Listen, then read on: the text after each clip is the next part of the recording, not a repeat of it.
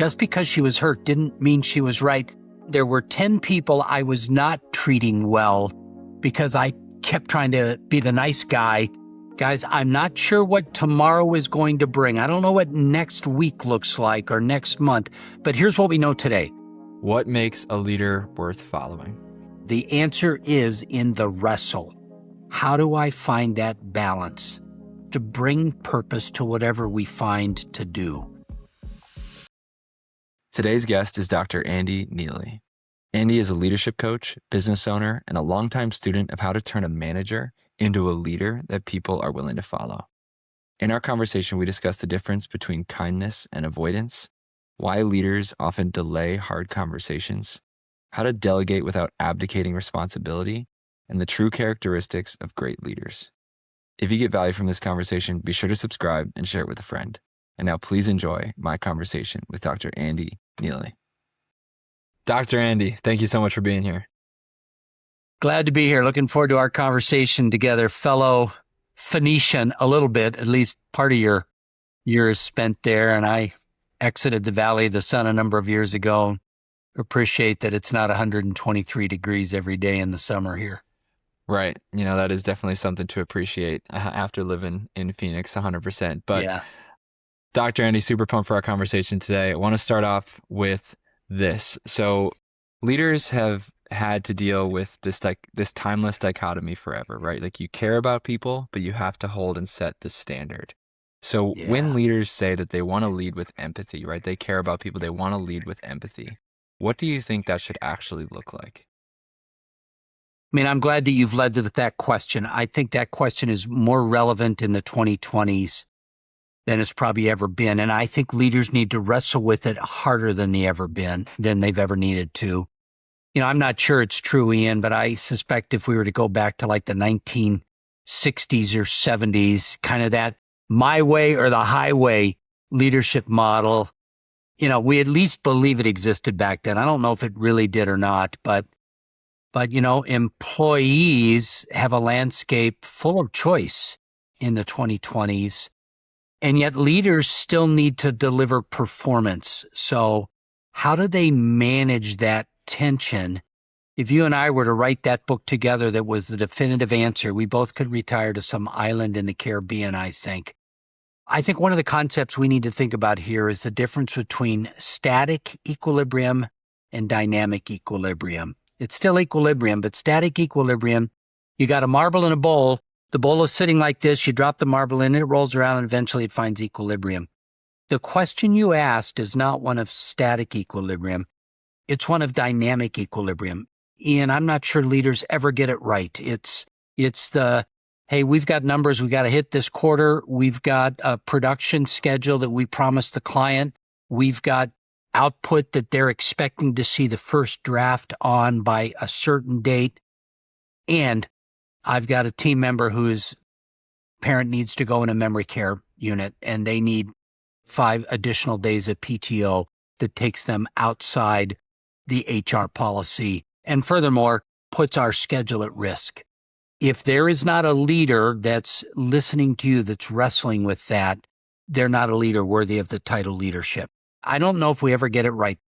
That's why I'm always very careful. I'm a student of leadership. I'm not sure I've arrived because, Ian, I don't think there's a right answer. The answer is in the wrestle. How do I find that balance? 50 years ago, it might have been, well, if you're not going to show up, I'll fire you. At times, I feel like LinkedIn is telling us if we're not crying for our employees regularly in the 2020s, we don't have enough empathy. Ian, I think the answer is somewhere in between. A leader's got to push for performance. And a leader has to wrestle with, how do I make sure my people know I am for them?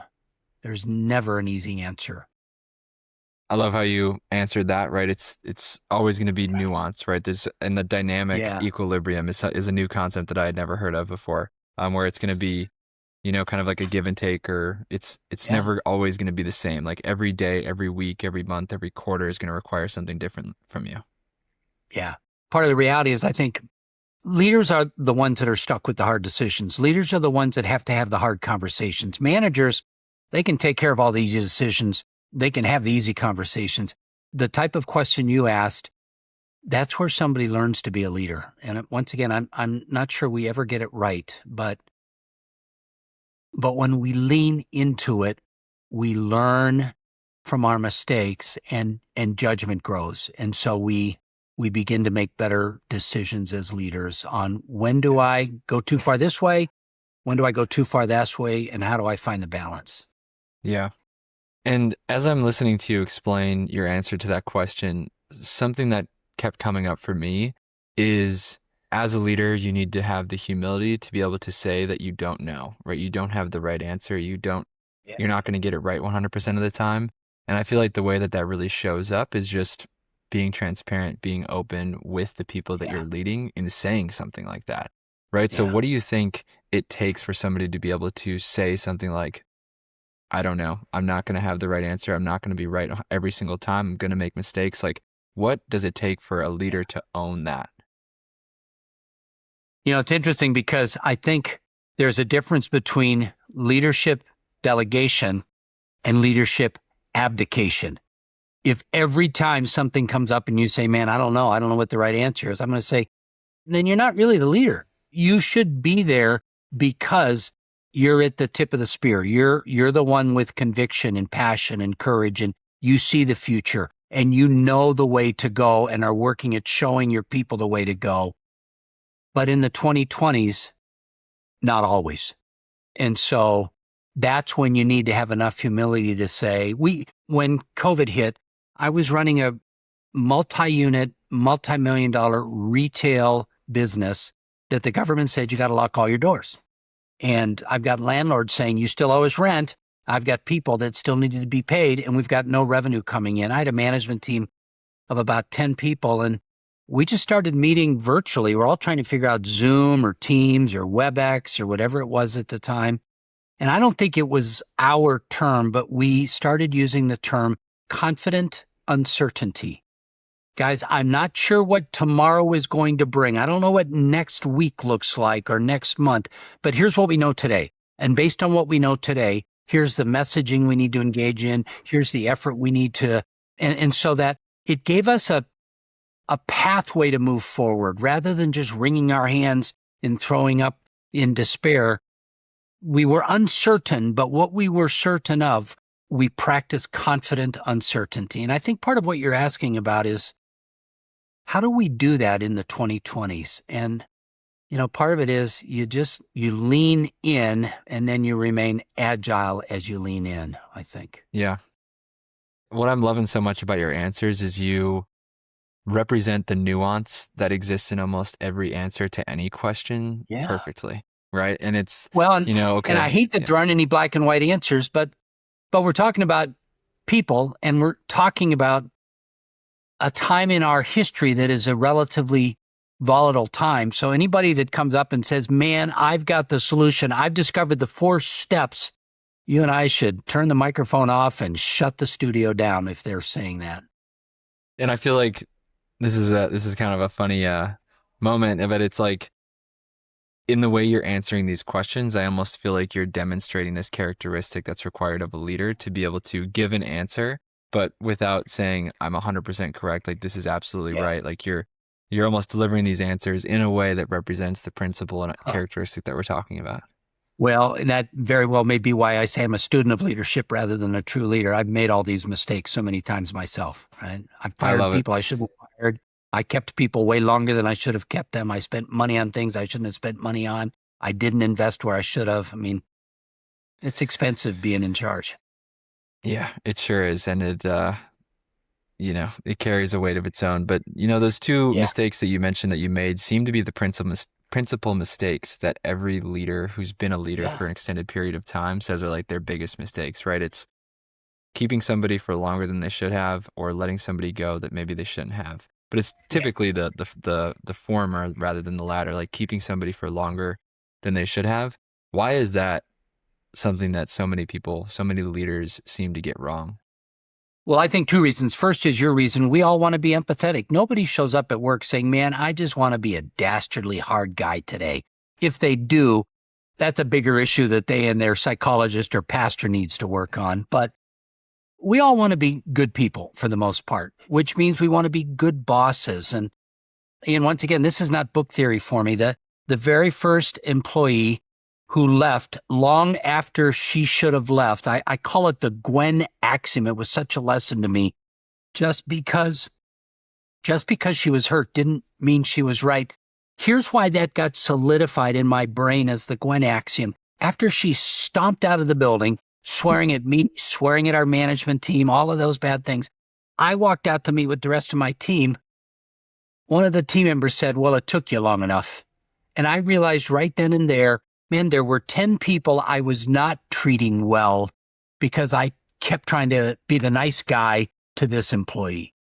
That's the bigger picture that I needed to learn as a leader. My desire to be empathetic was actually not being empathetic for most of the team members that were having to put up with her behavior and her lack of performance and things like that. So there's a difference between being nice and being kind.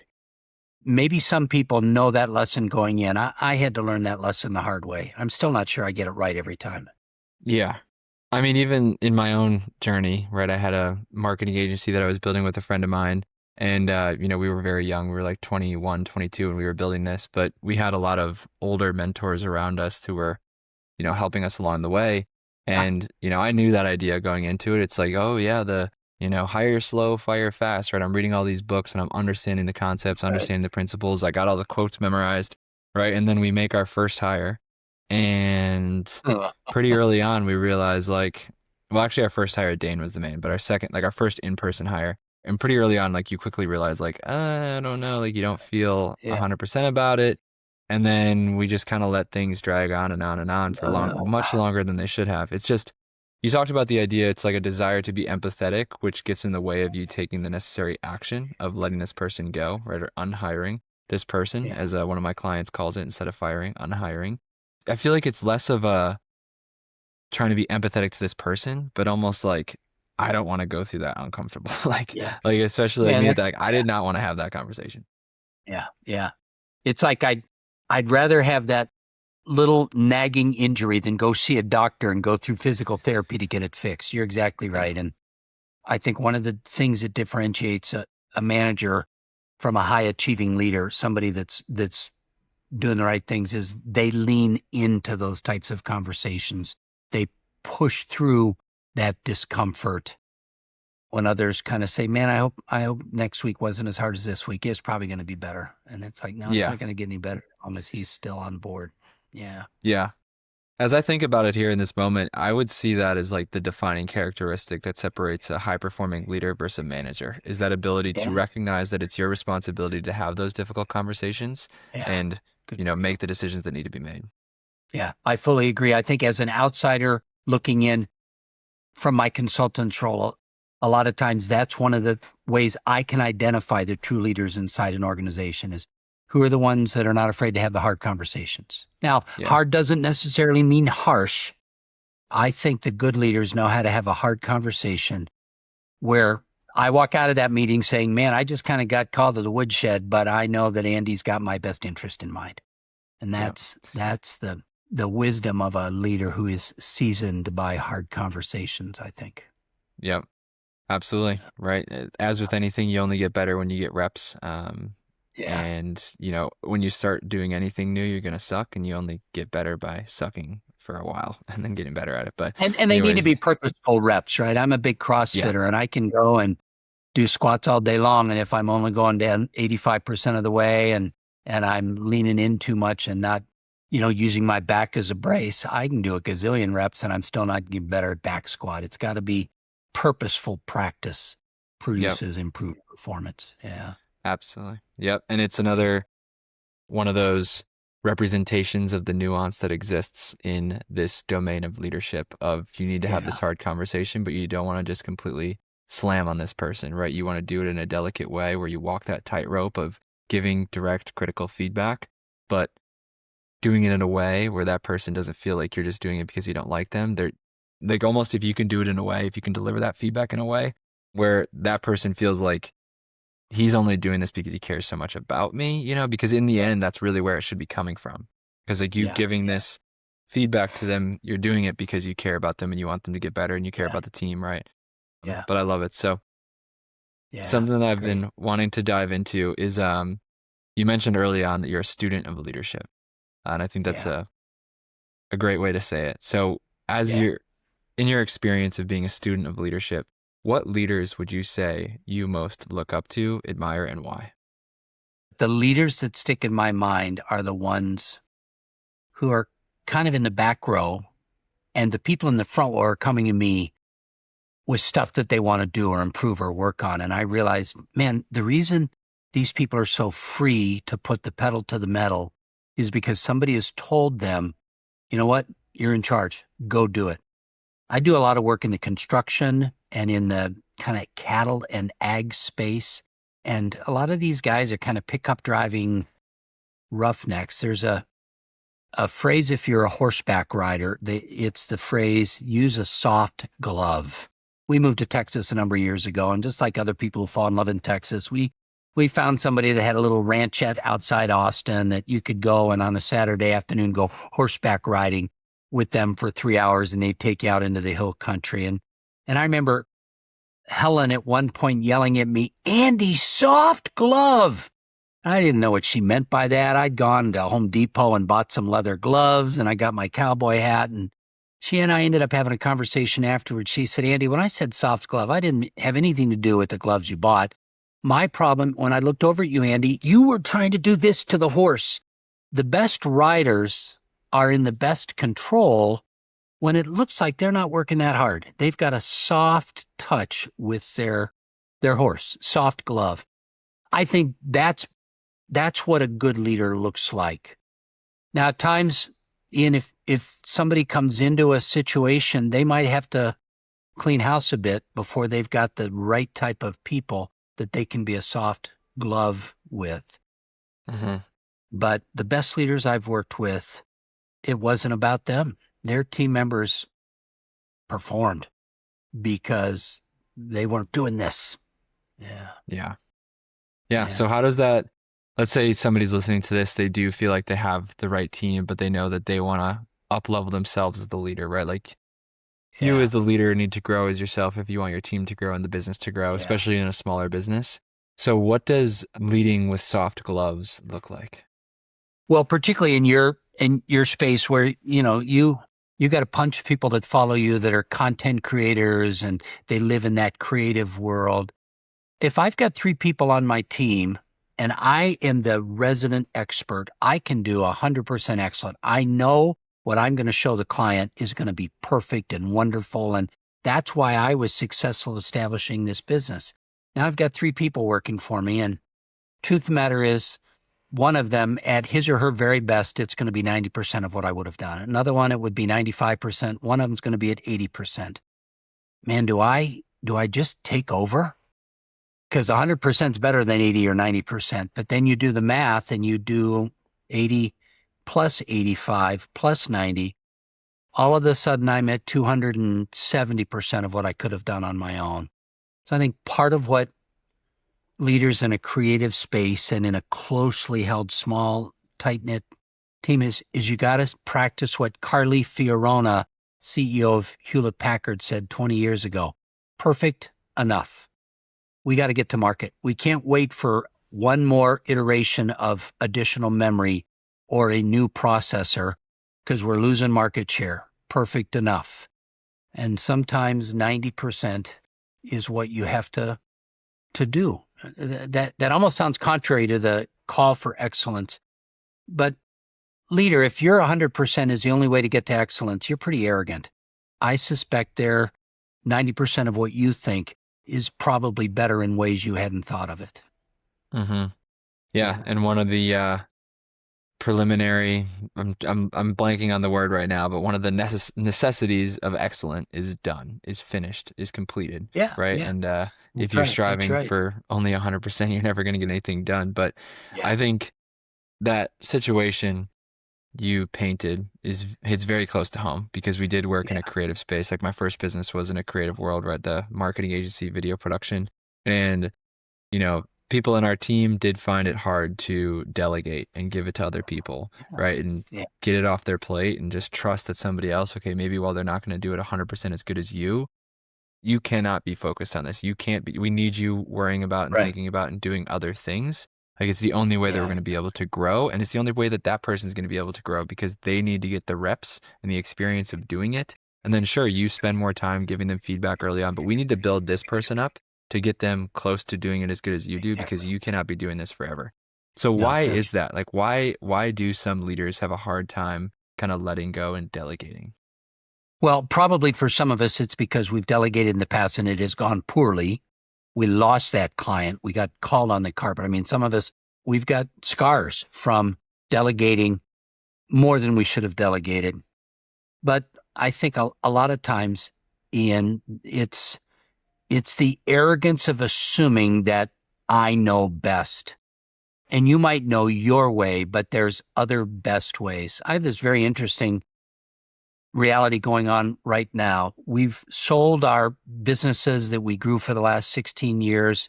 I continue to do leadership training, consulting, and keynoting, but my wife knows I'm kind of a serial entrepreneur and I scratch itches and I'm always thinking of creative things and I'm a big fitness buff and we're big dog people. In fact, while I'm working at home this afternoon and one of our recent rescues jumped up on the bed in our den in the front of our house here. We're big dog rescuers. We're CrossFitters. We're launching this brand called Fit Old Dog. It's going to be a lifestyle brand. It'll be out later this year. I got all kinds of ideas, and I've got some people around me telling me, yeah, but Andy, you got to think about it differently. And so I've turned over web development to somebody else, and I've turned over brand development. I still will be the key decision maker, but other people are going to do a better job than me at launching this lifestyle brand. I'll simply be the one that picked things up, became the spokesperson, and was the front person. I had to get to the point where I realized not only do I not have enough time to do everything or skill set, there are other more creative people than me who know this space better, understand marketing of this type of activity better. And so, Andy, get off your high horse. You don't have all the right answers. Yeah. I think how you labeled it as the arrogance of thinking that you know best or the arrogance of thinking that you can do it best 100% is one of those things that needs to break down before you can effectively delegate something, before you can really give it away. How can you do that though? Like, is there really like a prescription that you can give for how you can break down the arrogance of thinking that you know best? Because first off, I think if you're in that situation where you think you know best, you think you are best, I think if you're that kind of in that situation, it's going to be hard for you to recognize that in yourself. And then you just be like, oh no, absolutely. Like they won't even consider it. But maybe it's a leader on their team, or like somebody's listening to this, they're the founder of their business. They have a leader on their team where they recognize this individual has a hard time giving things up because they think they know best. Or somebody is self-aware enough that's listening to this can recognize in themselves that maybe they do kind of have the symptoms of thinking that this arrogance of thinking they know best. So what would you tell to that person? Like, how could they kind of break down that arrogance of thinking that they know best? I mean, first of all, a caveat. There are the Steve Jobs, the Elon Musks. There are these unicorns where they really do see a future that nobody else sees. They see a product that nobody else can imagine. They find an opportunity that nobody else has even imagined. And so, first of all, I just have to put out that I think there are some unicorns out there where, Steve Jobs and Jonathan Ive, man, everybody else just needs to kind of get in line behind them and do what they say. But I think that's relatively rare. I know the best leaders I work with have a degree of humility where they recognize my role in some respects is the bottom of the pyramid rather than the top of the pyramid. And I think when leaders can view themselves as that, Simon Sinek wrote the book a number of years ago, Leaders Eat Last. It captures that same concept where, man, the most important people in this organization are not the generals in the boardroom. The most important people in this organization are the ones that are in the front line. The best leaders I work with really choose to believe that. And once again, I would say that doesn't mean they don't have permission to come into the final design meeting and say, hey, this is this color scheme we ought to be using because I know this client's history long enough to know a little bit more. But they've got to work at taking their hands off the wheel if they're going to grow. If they simply want to practice and not a real business, maybe they stay fully in charge, but you're never going to scale a practice. You're going to scale a business. Yeah. Right. And it almost feels like that, again, arrogance is probably a really strong word, but just the belief that like, I do this best. I'm going to do this. Like having just that get in the way, like it's a non-starter, right? You cannot have that characteristic and be a leader of people because you're just, the people that work under you are going to suffer because like my sister, even she entered the workforce last year and she works at this big engineering firm in Arizona and she has a boss, or she did. This guy recently was relocated, probably for a lot of what she told me about. But this guy would just be sitting next to people. There's like a team of 7. They'd have all these client reports and things that they would have to do, which would just create like these big surges of work that would, keep them there until 3 a.m. And he would be going from every individual on the team of like 8 to 10 people, sitting next to them, just going through absolutely everything that they did and like doing the work with them right over their shoulder, kind of taking over the keyboard, like just wild. So is that guy definitely has that symptom, that characteristic of thinking that he knows best and he has to do absolutely everything in that process. And in my opinion, like when I hear about a person like that, I almost think that person's just not really fit to be a leader. And that's okay. Like not everybody is. Like you don't have to be a leader. You can just be an excellent practitioner at that craft and just work within a team and just do your work, be amazing at it. Because you probably are amazing at it, but I just don't know if that person is going to be fit to be a good leader. Well, and it's interesting because that's that difference between are you growing a practice or are you growing a business that we talked about a minute ago. Ken Blanchard's situational leadership model from 15 or more years ago comes to mind. Ian, at times, part of that leader's job is to lean over that CAD program and show that team member how to do it with excellence. That's part of the job of a leader is that training, that hands-on training.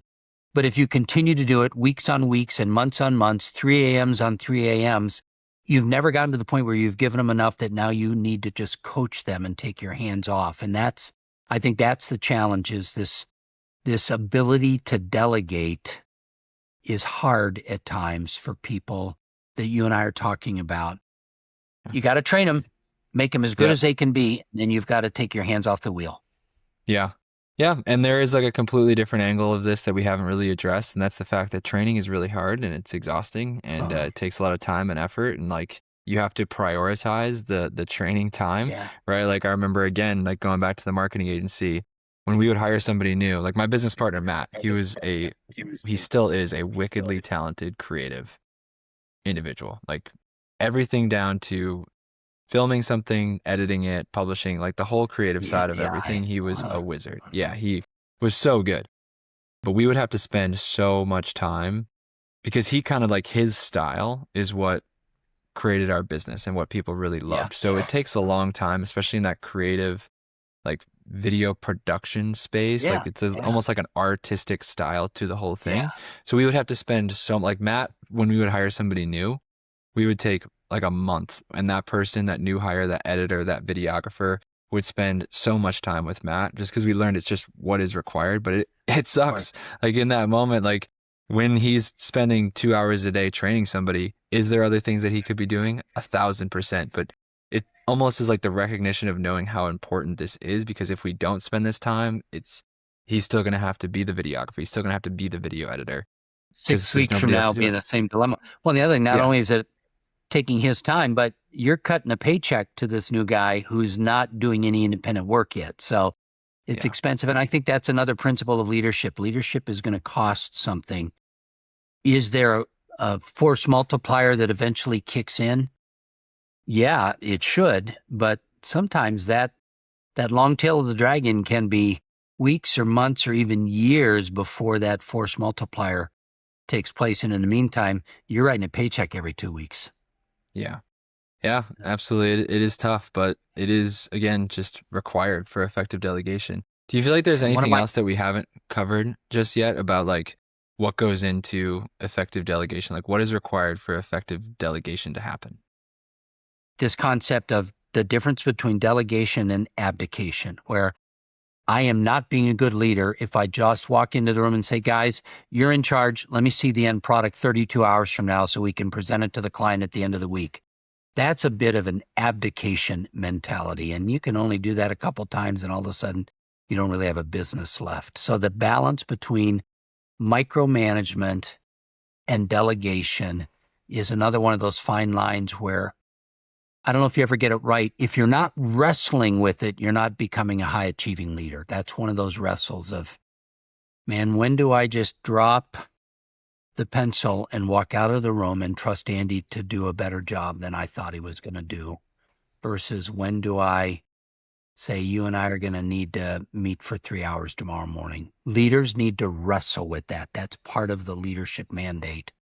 And that's, that dynamic equilibrium rather than static equilibrium. The answer is never as clear as you'd like it to be.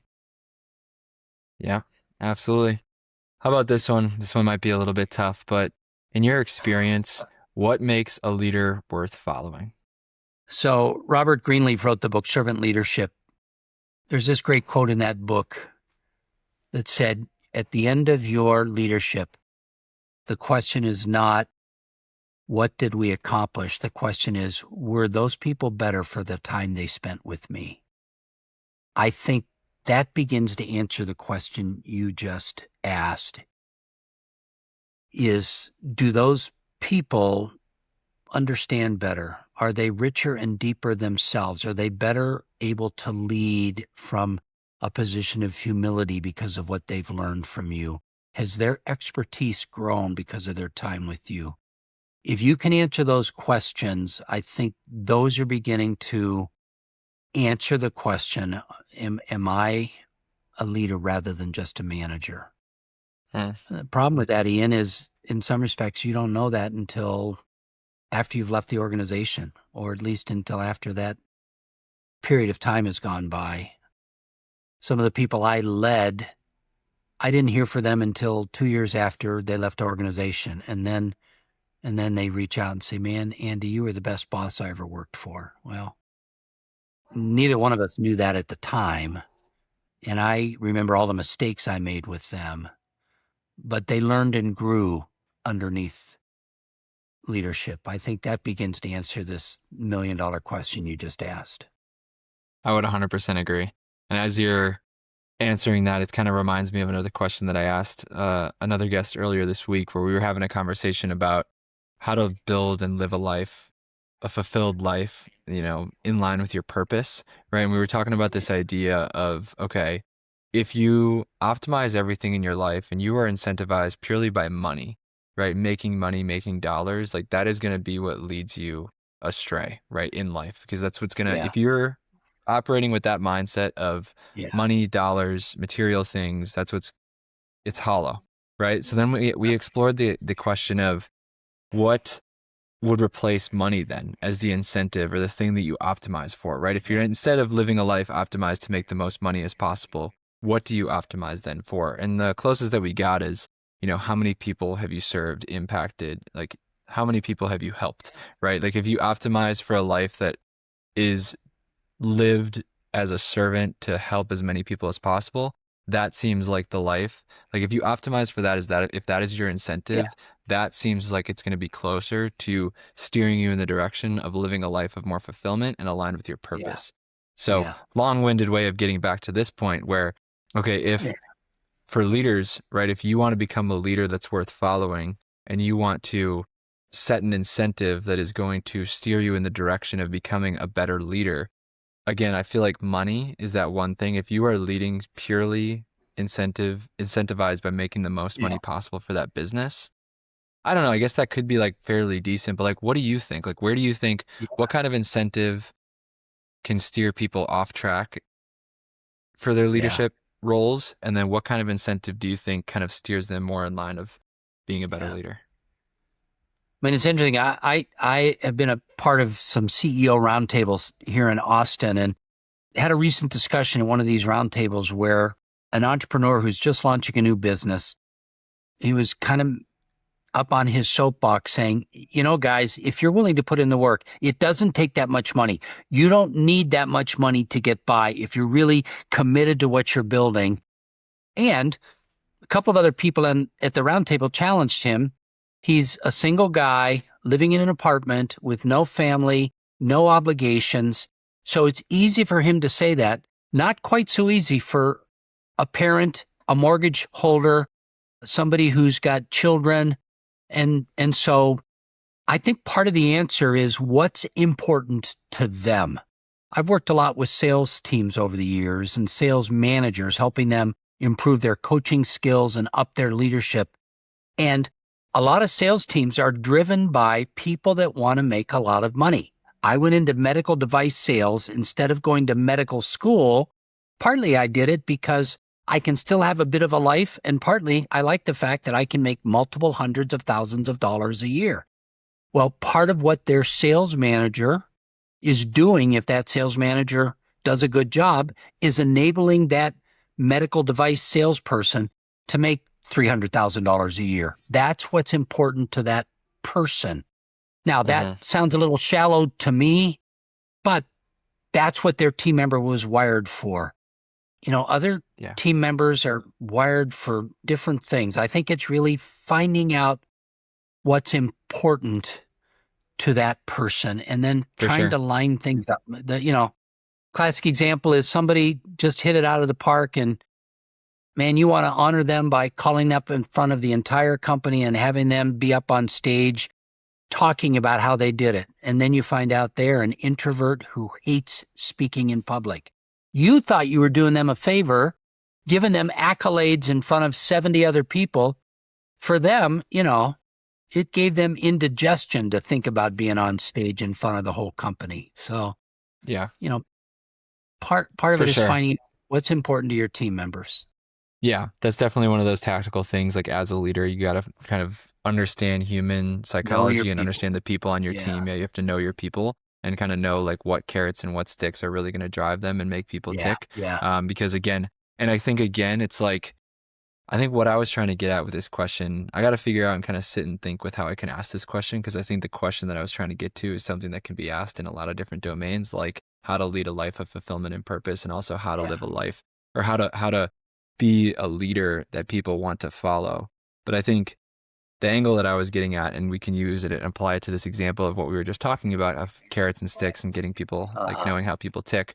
Are you doing it? It's like the intention behind your actions, right? Are you using the carrots and sticks purely because you see this person as just like, they're a mechanism in the business that's here to help produce more dollar signs? Or are you doing it because you genuinely care about this person and you want to make them better off having worked under you than if they haven't, right? And I think if you yourself as a leader want to set yourself an incentive that is going to, or a reason for doing what you're doing that is going to make you a leader worth following, I think it's something closer to that idea of like, how many of my people that I am in charge of are better off because they worked under me? Like they became a better version of themselves because they worked under me. Not so much like, obviously performance is going to be a lagging indicator of that, but interesting idea to explore.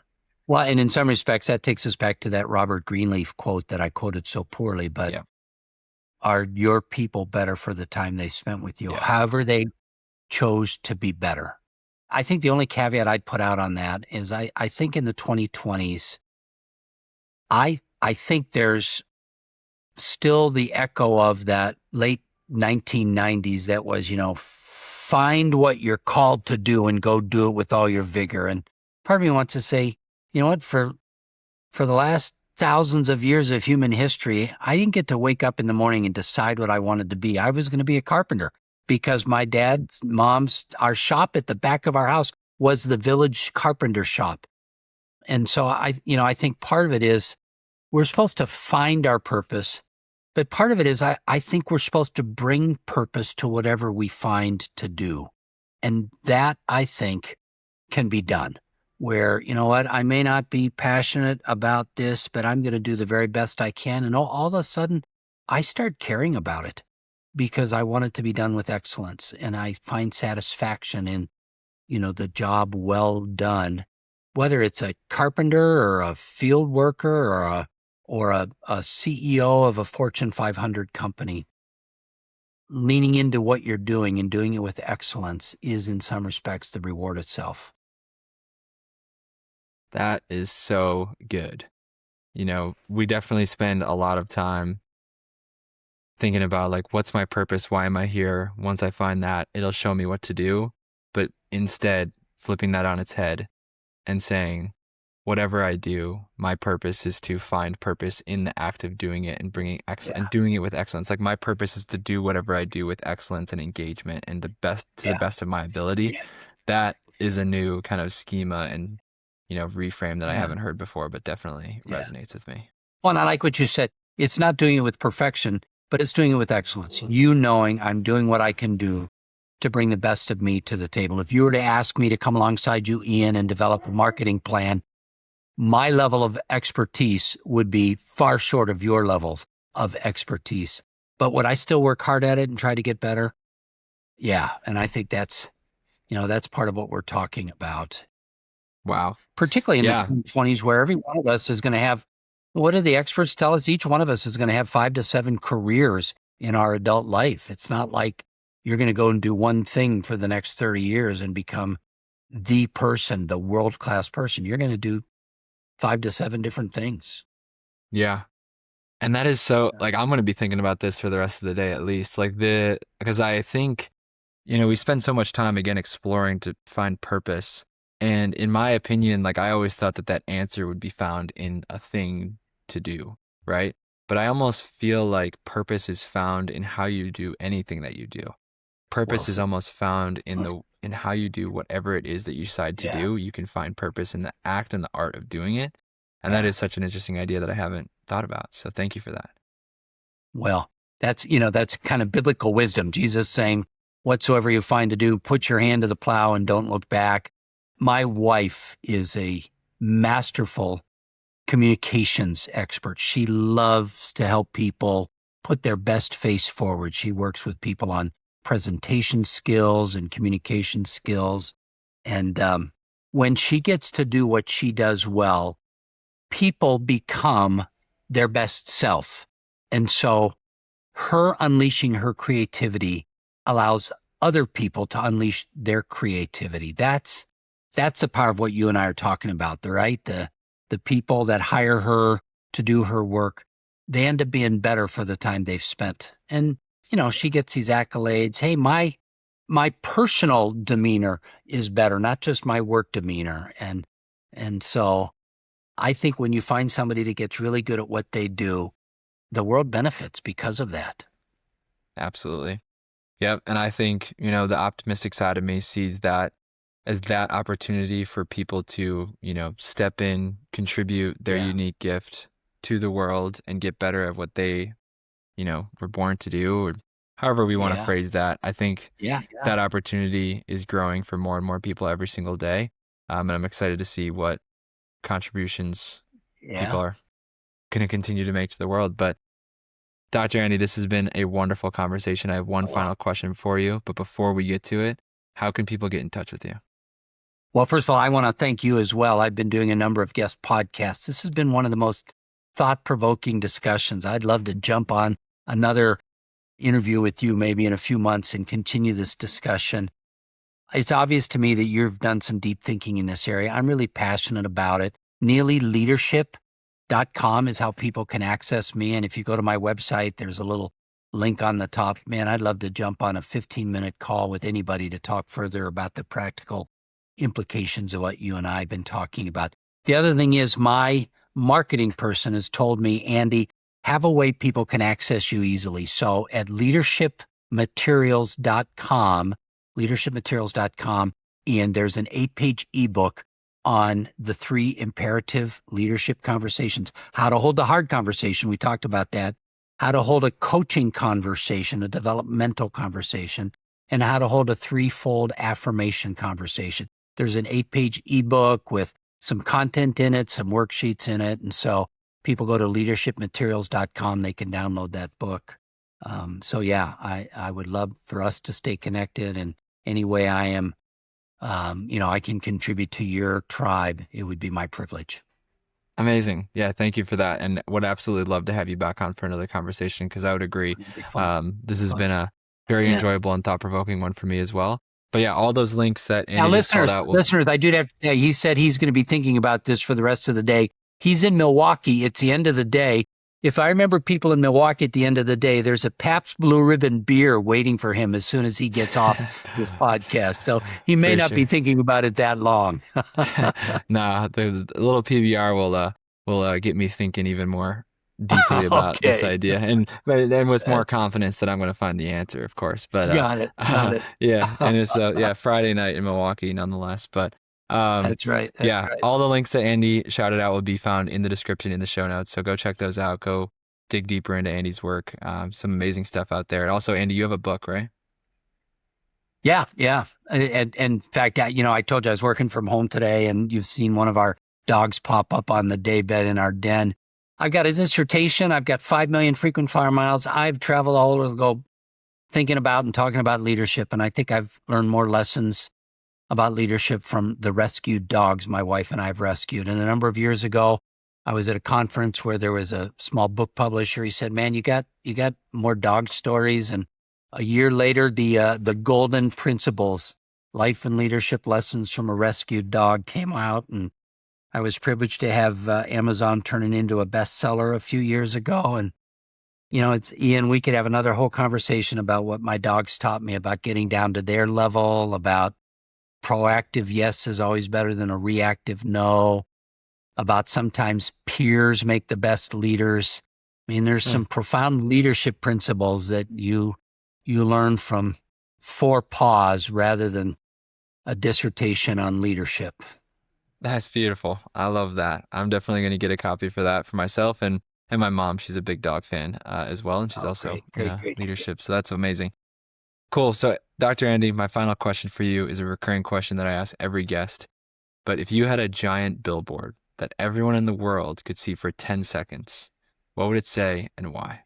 I would probably borrow from my colleague Stan Slapp, be human first. You'll never be a better leader, I would say. You'll never be a better leader than you are a person. So start with yourself first. Be human first. That's the language Stan uses. That's good stuff. Be human first. Dr. Andy, thank you so much for the time today. It's been my real privilege. Thanks, Ian. My main takeaway from my conversation with Dr. Andy Neillie is the fact that great leaders don't always have the right answers. Great leaders don't always know what to do. They understand that leadership often means making a decision before the situation is fully clear. They take responsibility for the call, stay honest about what they know, and change course when they learn something new. They have the hard conversation, admit when they get it wrong, and use the experience to build better judgment. The goal, when you're trying to be a great leader, is not to appear certain all the time. The goal is to be somebody that people can trust and turn to and look to when the answer is not obvious.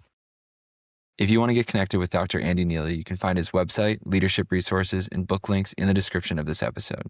If you're an author, a coach, or a course creator, and you want to make it easier for your clients to get results, download the free Program Execution System Toolkit in the description. It'll show you how to install what I call execution infrastructure and make it easier for your clients to do the work and get the results from your program. Thank you for listening, and I'll see you in the next one.